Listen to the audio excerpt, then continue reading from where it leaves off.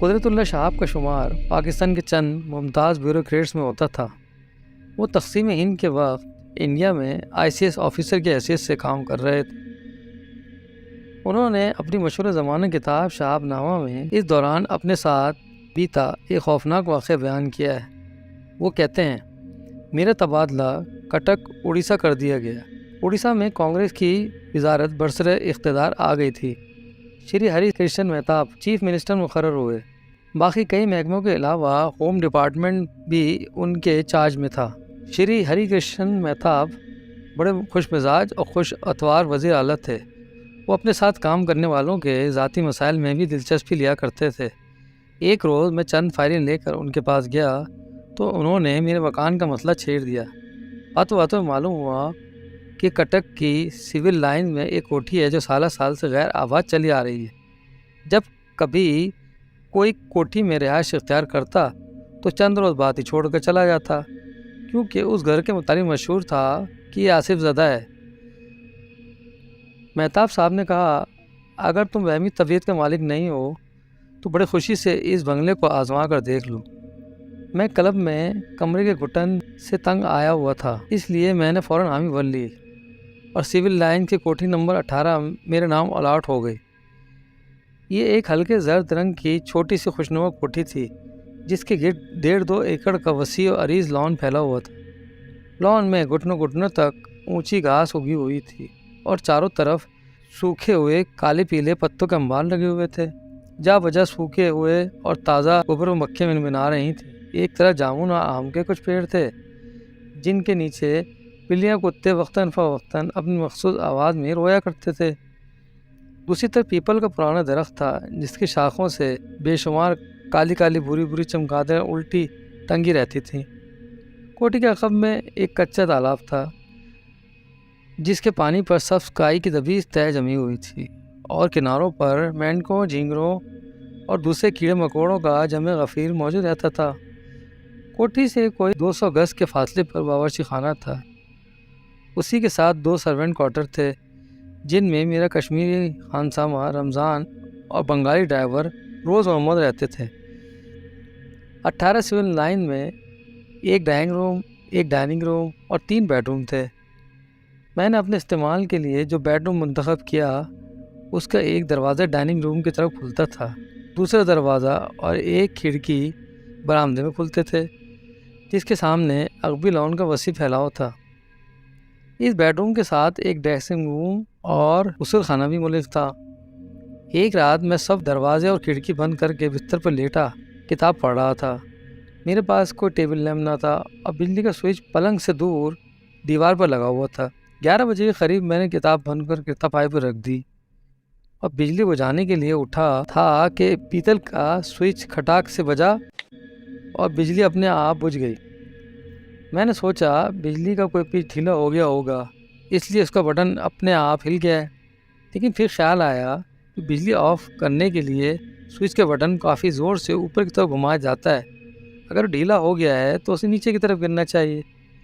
وہ خود بخود اوپر کی طرف کیسے اٹھ سکتا ہے؟ میں یہ سوچ ہی رہا تھا کہ سوئچ پھر کھٹاک سے بجا اور بجلی آن ہو گئی۔ ساتھ ہی ڈرائنگ روم والے بند دروازے پر 3 بار دھیمی سی دستک ہوئی، جیسے کوئی انگلی بند کر کے اس کے زور سے دروازہ کھٹکھٹا رہا ہے۔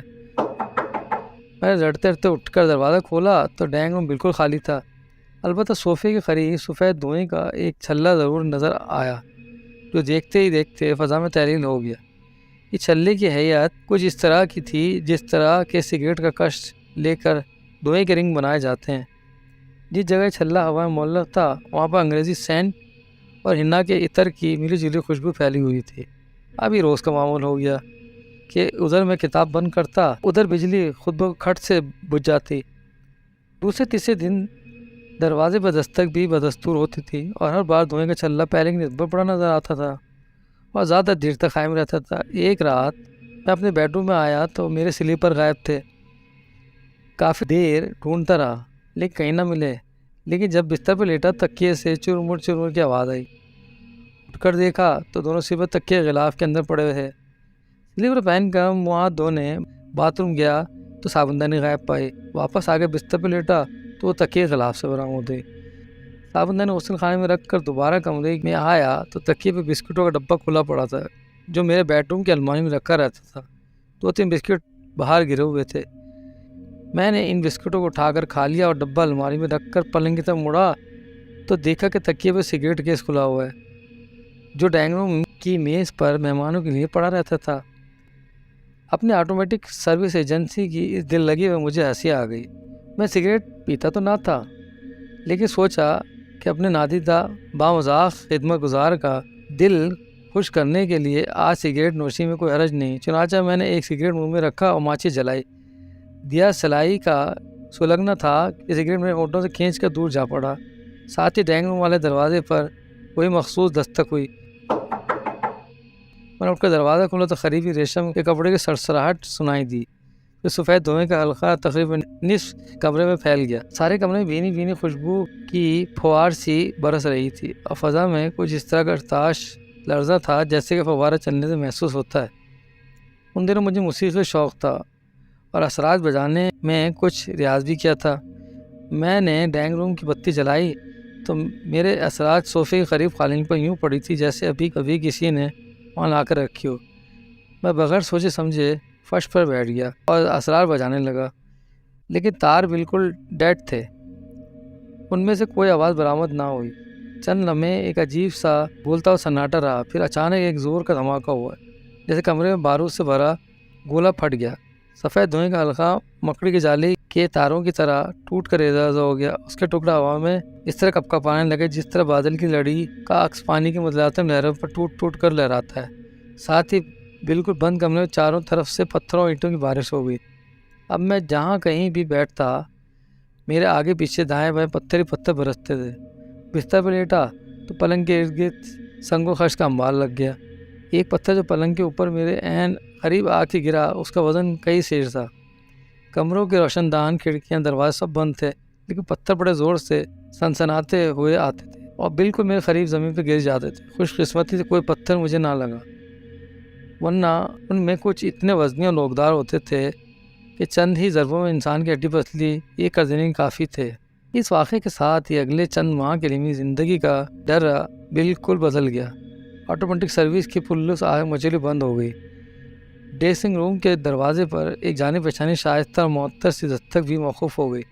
اس غیر مرئی سے ماحول میں ایک عجیب قسم کی لطافت، رفاقت اور ادراکی اشتراک کا جو عنصر تھا اس کی جگہ فوق الفطرت پراسرار ہیبت ناک واقعات کا ایسا سلسلہ شروع ہو گیا جسے تفصیل سے بیان کرنا آسان نہیں، اس لیے نمونے کے طور پر فقط چیدہ اور نسبت اہم واقعاتی درج ذیل کرتا ہوں۔ میرے کشمیری ملازم اور بنگالی ڈرائیور روز محمد عموماً رات کے 10:30 بجے کام کاج سے فارغ ہو کر اپنے کوارٹر میں چلے جاتے تھے جو کچن کے ساتھ کوٹھی سے 200 گز کے فاصلے پر واقع تھا۔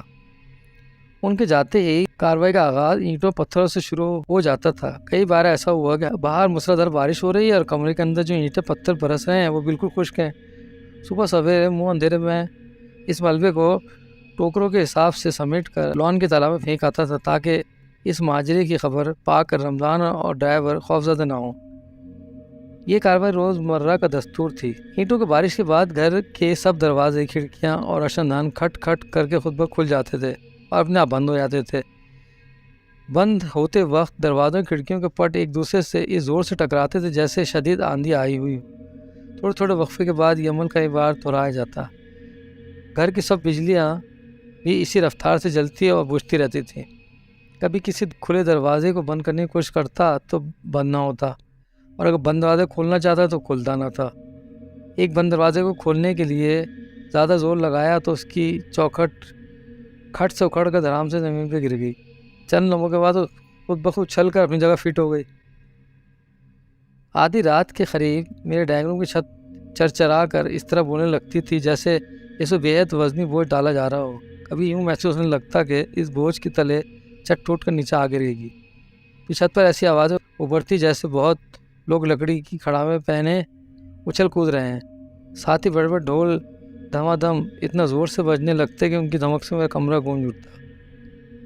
ڈھول کے ساتھ کئی دوسرے ساز بھی بجنا شروع ہو جاتے جن میں طبلہ، چمٹا، ستار، نخیری اور شنائی کی آواز خاص طور نمایاں ہوتی تھی۔ پھر یک شنکھ بجنے لگتا اور دیر تک لگاتار بجتا رہتا۔ رفتہ رفتہ سنگ کی دلخراش گونج باقی سب آوازوں پر پوری طرح غالب آ جاتی۔ میرے بیڈ روم کے عقبی لان کی طرف برآمدہ تھا۔ کمرے کی ایک کھڑکی اور دروازہ اس میں کھلتے تھے۔ رات کے وقت دونوں بند کر کے میں اندر سے کنڈی لگا لیتا تھا۔ ایک روز چھت پر سنگ کی آواز بلند ہوئی تو یوں سنائی دینے لگا جیسے برآمدے کے پکے فرش پر بہت سے شہزور گھوڑے بیک پر سرپٹ بھاگ رہے ہوں۔ صبح کی ٹاپوں کے آواز کے ساتھ ان کے دم کے بالوں کی سرسراہٹ اور نتنوں سے زور زور سے سانس لینے کی فڑفڑاہٹ بھی واضح سنائی دیتی تھی۔ جب یہ آوازیں بڑی دیر تک جاری رہیں تو میں نے کھڑکی ایک پٹ ذرا سا کھول کر برآمدے میں جھانکا۔ وہاں گھوڑا تو نہ تھا، البتہ لال رنگارے سے آنکھوں والے الو کی شکل و صورت کے بھاری بھرکم پرندہ پر پھیلائے ہوا میں معلق ہو کر اس طرح ہچکولے کھا رہا تھا جیسے وہ واقعی بھاگتے ہوئے گھوڑے کی پیٹھ پر سوار ہو۔ میرے جھانکنے پر وہ اس قدر زور سے چیخا کہ میں نے فوراً کھڑکی بند کر لی۔ کافی دیر تک وہ چیخ برآمدے میں سائرن کی طرح بجتی رہی اور اس کے بعد کچھ عرصہ یوں محسوس ہوتا رہا جیسے وہ عجیب الخلقت پرندہ اپنے پنجوں سے کھڑکی کو کرید کر توڑنے کی کوشش کر رہا ہے۔ ان دنوں میرے پاس ساگوان کی لکڑی کا بہت بڑا ڈائننگ ٹیبل تھا جس کا وزن 1.5 من ہوگا۔ ایک رات کوئچی لینے کے لیے میں اس ڈائننگ روم کی الماری کھولی تو ہینڈل سے لپٹا ہوا ایک باریک سانپ بل کھاتا ہوا اچھل کر میرے پاؤں پر آ گیا۔ ساتھ ہی الماری میں رکھے چینی کے برتن کھٹ کھٹ کھٹ کرتے ہوئے اڑن دشترے کی طرح برآمد ہوئے۔ اس کے بعد ڈائننگ ٹیبل آہستہ آہستہ ہوا میں اٹھنا شروع ہوا اور اس قدر بلند ہو گیا کہ اس کے اوپر پڑے ہوئے چینی کے برتن ٹن ٹن کر کے بجلی کے پنکھے کے ساتھ ٹکرانے لگے۔ پنکھے کو چھو کر میز یکلخ دھڑام کر کے فرش پر واپس آ گیا۔ اس کا ایک پایا میرے پاؤں کے انگوٹھے پر اس قدر زور سے لگا کہ انگوٹھے کا کچھ حصہ آج تک بالکل بے حس ہے۔ ایک رات میرے کمرے میں اینٹوں اور پتھروں کی جگہ مردار ہڈیوں برسنے لگی۔ ہڈیوں میں چند انسانی کھوپڑیاں بھی تھیں۔ جا بجا ہڈیوں اور کھوپڑیوں کا یہ انبار اتنا قریب منظر تھا کہ صبح کا انتظار کیے بغیر میں نے انہیں اکٹھا کر کے ایک چادر میں باندھا اور انہیں تالاب میں پھینکنے کے لیے باہر لان میں نکل آیا۔ لان میں پہنچتے مجھے محسوس ہونے لگا جیسے زنجیروں کے گچھے سے میرے دونوں ٹخنوں پر پے در پے زور زور کی ضربیں لگ رہی ہیں۔ تالاب سے اس قسم کی آواز برآمد ہوتی جیسے غوطہ خور پانی سے باہر ابھرتا ہے۔ ساتھ ہی تالاب کے کنارے سبز کائی میں لپٹا ایک کالا سیاہ سایہ نمودار ہوا اور خوں خوں کرتا ہوا گوریلی کی طرح میری طرف بڑھنے لگا۔ میں نے ہڈیوں کا گٹھا وہیں پھینکا اور پیٹ پھیر کر اپنے کمرے کی طرف بھاگا۔ بھاگتے ہی محسوس جیسے میرے پاؤں رسیوں کے تانے بانے میں الجھ گئے ہیں۔ برآمدے قریب پہنچ کر میں بری طرح لڑکھڑایا اور منہ کے بل زمین پر گر پڑا۔ اب کھڑا ہونے کی سکت باقی نہ تھی، اس لیے میں نے پیٹ کے بل رینگتا ہوا بڑی مشکل سے اپنے کمرے میں داخل ہوا۔ میرے ٹخنوں میں شدید سوزش اور جلن ہو رہی تھی، گھٹنے بری طرح چھل گئے تھے اور منہ کے بل گرنے کے باعث تھوڑی سے خون بہہ رہا تھا۔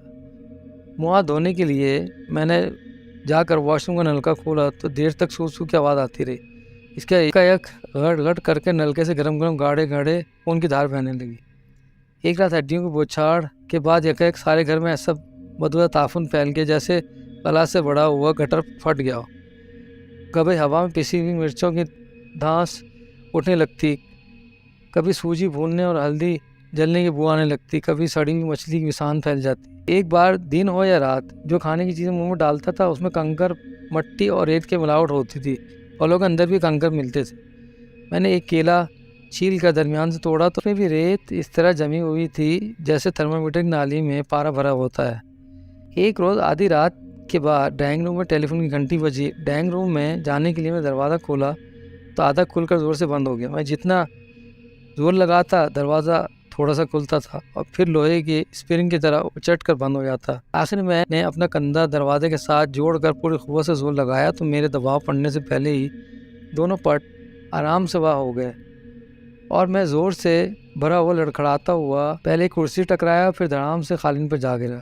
قالین پر سفید چادر میں لپٹی ہوئی انسانی جسم کی طرح کوئی چیز لاش کی طرح بے سے حرکت پڑی تھی۔ اس کو چھوتے ہی میں تڑپ کر اٹھ گیا اور بیڈ روم واپس آ کر دروازہ بند کر لیا۔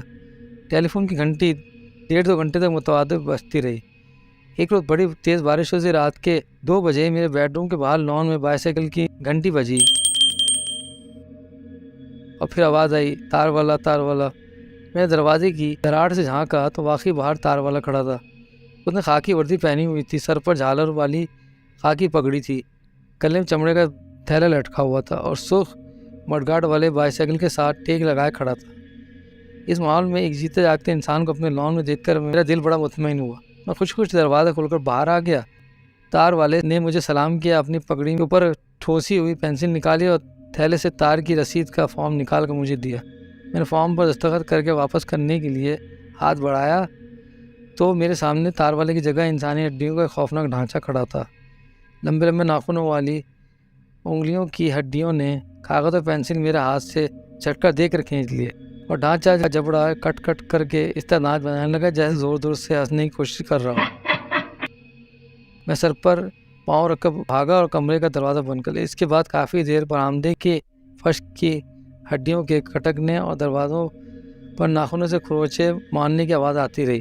اس قسم کے کچھ کہے اور بہت سے ان کہے واقعات رات کو 10:30 یا 11 بجے شروع ہوتے اور صبح کے ٹھیک 3 بجے خود بخود بند ہو جاتے۔ میرے پاس طویل اور عریض لان کی گھاس میں بے شمار مینڈکوں اور جھینگروں کا بسیرا تھا۔ شام پڑتے ان کے ٹرانے کی آواز اور پیپل کے درخت پر الٹی لٹکی چمگادڑوں کی چیخ اور پکار آسمان سر پر اٹھا لیتی تھی۔ لیکن جیسے ہی واقعے کا تسلسل شروع ہوتا پورا لان میں مکمل سکوت چھا جاتا۔ 3 بجے کے قریب جب پہلے مینڈک یا جھینگر اور چمگادڑ کی آواز کانوں میں پڑتی تھی تو سکھ کا سانس لیتا تھا کہ چلیے آج کی رات منزل بھی طے ہوئی۔ لیکن رات کے یہ 4 گھنٹے تنہا گزارنا بڑے جان جھوکوں کا کام تھا۔ میں نے بڑے آسانی سے وہ گھر کسی وقت بھی چھوڑ سکتا تھا، یا ڈرائیور خانسا میں کوٹھی کے اندر سلا سکتا تھا، یا اپنے دوست احباب میں سے کسی کو ہمراز بنا کر اس تجربے میں شریک کر سکتا تھا۔ لیکن میں نے ایسا کوئی اقدام نہ کیا اور اپنی ذات کو جان بوجھ کے تنہا کئی مہینے لگاتار اس کربناک عذاب میں مبتلا رکھا۔ آج 34-35 برس گزرنے کے بعد بھی مجھے اپنے اس غیر منطقی رویے کی کوئی معقول وجہ سمجھ نہیں آتی، سوائے اس کے کہ غالباً یہ میرے انا کا احمق خانہ ضد تھی۔ میں نے ان عجیب غریب واقعات کے چیلنج کو قبول کرنے پر اصرار کیا۔ تفتیش و تجسس کے اس کارزار میں میری تنہا روی محض شوقیہ ہی نہ تھی، بلکہ اس کی تہ میں غالباً یہ خطرہ بھی کار فرما تھا کہ کسی دوسرے شراکت دار سے کہیں بھانمتی کا یہ سارا کھیل بالکل ٹھپ ہی نہ ہو جائے۔ اس کا بیان ثبوت یہ تھا کہ جب تک میرا ملازم اور ڈرائیور کوٹھی کے اندر موجود رہتے کسی قسم کا کوئی غیر معمولی واقعہ رونما نہ ہوتا۔ کاروائی کا آغاز اسی وقت ہوتا تھا جب وہ دونوں کام کاج سے فارغ ہو کر اپنے اپنے کوٹروں کو چلے جاتے۔ اس سارے عرصے میں میرا کشمیری ملازم رمضان اور بنگالی ڈرائیور روز محمد مجموعی طور پر ہر طرح کی ابتلا سے محفوظ رہے۔ فقط 2-3 بار ان کے ساتھ کچھ چھیڑخانی ہوئی۔ روز محمد ڈرائیور کے کوارٹر میں کبھی کبھار مختلف قسم کی ہڈیاں پڑی ملتی تھیں۔ اس کا خیال تھا کہ یہ سب آوارہ بلیوں اور کتوں کی کارستانی جو دن بھر کوٹھی کے لان میں آزادانہ منڈلاتے رہتے ہیں۔ روز محمد اپنے کوارٹر کا دروازہ احتیاط سے بند کر کے رکھا کرتا تھا۔ اس کے سیدھے ساتھ دماغ کو اس تشویش نے کبھی پریشان نہ کیا کہ بلیاں اور کتے بند دروازے سے گزر کر اس کے کمرے میں ہڈیاں کس طرح ڈال آتے ہیں۔ یہ ساری ہنگامہ رائی کا اصلی ہدف صرف 18 نمبر کا بنگلہ تھا۔ رات ڈھلتے ہی یہ کوٹھی میرے لیے خوف و ہراس اور عذاب و تاب کا جہنم بن جاتی تھی۔ ہر نئے واقعے میں اپنی قسم کی وحشت سمائے ہوتی تھی۔ پتہ کھڑکا دل دھڑکا والا مخولہ، یوں تو رات بھر ڈر کے مارے بار بار پسینے میں شرابور ہوتا ہی رہتا، لیکن کبھی کبھار میرے بدن پر خوف و ہیبت کی ایسی تھرتھری کپ کپی بدحواسی چھا جاتی کہ نبضیں بیٹھنے لگتی تھی، دل دھڑکنے لگتا اور دم گھٹ کر گلے میں کانٹے کی طرح پھنس جاتا تھا۔ اس وحشت ناک اور لرزہ خیز ماحول میں میرے پاس خود حفاظتی کا صرف ایک ہی ہتھیار تھا۔ وہ ہتھیار کلمہ طیبہ تھا، لا الہ الا اللہ محمد رسول۔ اور 100 برس کے کافر اپنے آخری سانس میں ایمان لا کر صرف ایک بار یہ کلمہ پڑھ لے تو دوزخ کی آگ سے اس کی نجات ہو جاتی ہے۔ میری مصیبت تو دوزخ کے عذاب سے کہیں کم تھی۔ مشکل صرف یہ تھی کہ اب تک یہ کلمہ میں نے صرف حلق سے پڑھا تھا، دل سے پڑھنے کی کبھی توفیق نصیب نہ ہوئی تھی، نہ ضرورت پیش آئی تھی۔ لیکن خوف و ہراس کی شدت میں بڑا مجبور کن اثر ہوتا ہے۔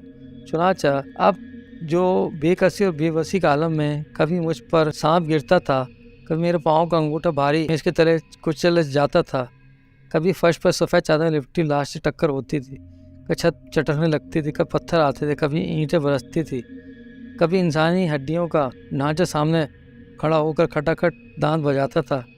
اس طرح خوف کے دباؤ میں آ کر صرف زبان ہی سے نہیں بلکہ کبھی کبھی دل سے بھی کلمہ طیبہ کا ورد ہو جاتا تھا۔ ان دنوں میرے پاس ایک چھوٹا سا جاپانی گرامو فون تھا جو چابی چڑھا کر بجایا جاتا تھا۔ ایک رات میں نے سائیکل کا اپنا پسندیدہ ریکارڈ سننے کے لیے گرامو فون کو چابی دی تو آگے گھومنے کی بجائے اسپرنگ کی طرح لچک کر پیچھے کی جانب لوٹ آئی۔ چابی خود بخود اپنے آپ پہلے سے چڑھی ہوئی تھی۔ میں نے گراموفون پر ریکارڈ رکھ کر چلایا تو اس میں کے ایل سہگل کے گانے کی جگہ عجیب و غریب خوفناک آوازیں آنے لگیں۔ کچھ آوازیں ایسی تھیں جیسے کسی کا گلا گھوٹا جا رہا ہو، بیچ میں عورت کی سسکیاں سنائی دینے لگتی، کبھی ننھے بچے کے رونے کی آواز آتی تھی۔ میں نے ایک کاغذ پر کلمہ طیبہ لکھ کر گراموفون پر رکھا تو فوراً آوازیں بند ہو گئیں اور ریکارڈ کا اصلی گانا بجنے لگا۔ اب میں کاغذ اٹھاتا تو خوفناک آوازیں شروع ہو جاتی، واپس رکھتا تو اصلی گانے بجنے لگتا۔ تجربے کے طور پر میں نے کلمہ طیبہ کا اردو ترجمہ لکھ کر گراموفون پر رکھا تو کوئی اثر نہ ہوا۔ کلمہ کے الفاظ کو رومن حروف میں لکھ کر رکھا تو پھر بھی کوئی اثر نہ ہوا۔ کلمہ طیبہ کی یہ تاثیر صرف عربی زبان میں پائی جاتی ہے۔ کلمہ طیبہ کے علاوہ اپنی تخفیف کے لیے آیت الکرسی، سورہ فلق اور سورہ ناس کا ورد بھی کرتا رہتا تھا۔ ایک رات میرے گرد و پیش قول ابد کی فضا اپنے نقطہ عروج پر پہنچی ہوئی تھی کہ اضطرار کے عالم میں نے قرآن شریف کھولا تو سورہ صفات نکلی۔ اس کی 182 آیت کا ایک ایک حرف میرے سامنے میرے لیے آب حیات کا گھونٹ ثابت ہوا۔ خوف و ہراس کے ماحول میں جب کبھی میں نے اس سورہ کی تلاوت کی، ہر بار تازہ زندگی اور تابندگی پائی۔ کئی ماہ کی لگاتار ہیبت، وحشت اور عصبیت کی تہ میں انجام کار یہ راز کھلا کہ 18-20 برس پہلے اس گھر میں ICS کا ایک اوباش افسر رہا کرتا تھا۔ شادی کا دھانسا دے کر اس نے الہ آباد میں کالج کی ایک طالبہ وملا کماری کو ورغلایا اور خفیہ طور پر اسے اپنے ساتھ کٹک لے آیا۔ شاید اس نے کرنی نہیں تھی۔ 7-8 ماہ بعد جب وملا کماری سے دل بھر گیا تو ظالم نے اس کا گلا گھونٹ کر مار ڈالا اور لاش کو ڈائننگ روم کے جنوب مشرقی کونے میں دفن کر دیا۔ اس وقت سے وملا کے نحیف و نزار ماں الہ آباد میں بیٹھی بڑی شدت سے اپنی بیٹی کا انتظار کر رہی تھی۔ اسی وقت سے وملا کماری بھی اسی کوشش میں سرگرداں تھی کہ کسی طرح اپنی ماں تک صحیح صورتحال کی خبر پہنچا دے تاکہ انتظار کے اس دردناک عذاب سے اسے نجات حاصل ہو۔ اس کے علاوہ اس کی اپنی خواہش بھی تھی کہ اس کی ہڈیوں کا ڈھانچہ کھود کر باہر نکالا جائے اور اس کے دھرم کے مطابق اس کی کریہ کرم کی جائے۔ اس عرصے میں قاتل خود بھی مر چکا تھا اور وملا کی طرف سے پیغام رسانی کی ہر کوشش کو ناکام کرنے میں سرگرم عمل تھا۔ جس روز وملا کی ماں کو اصلی صورتحال کی خبر ملی اور وملا کے بوسے سے لاش کو چتا میں رکھ کر جلا دیا گیا، اسی روز 18 سول لائن کے در و دیوار، سقف و فرش سے آسیب کا سایہ اس طرح اڑ گیا جیسے آسمان پر چھائے ہوئے بادل یکایک چھٹ جاتے ہیں۔ اس رات نہ مینڈوں کا ٹرانا بند ہوا، نہ جھینگروں کی آواز خاموشی، نہ پیپل کے درخت سے لٹکی ہوئی چمگادڑوں کا شور کم ہوا۔ صبح 3 بجے قریب اچانک فضا میں لا الہ الا اللہ کی بےحد خوشالحان صدا بلند ہوئی۔ ایسے محسوس ہوتا تھا کہ یہ آواز مشرق کے افق سے ابھرتی ہے اور 18 سول لائن کے اوپر قوس قزح بناتی ہوئی گزرتی ہے اور مغرب کے افق کو جا کر چھوتی ہے۔ 3 بار ایسے ہی ہوا۔ اس کے بعد اس مکان میں پورا امن اور سکون کا طبعی دورہ اثر نو بحال ہو گیا۔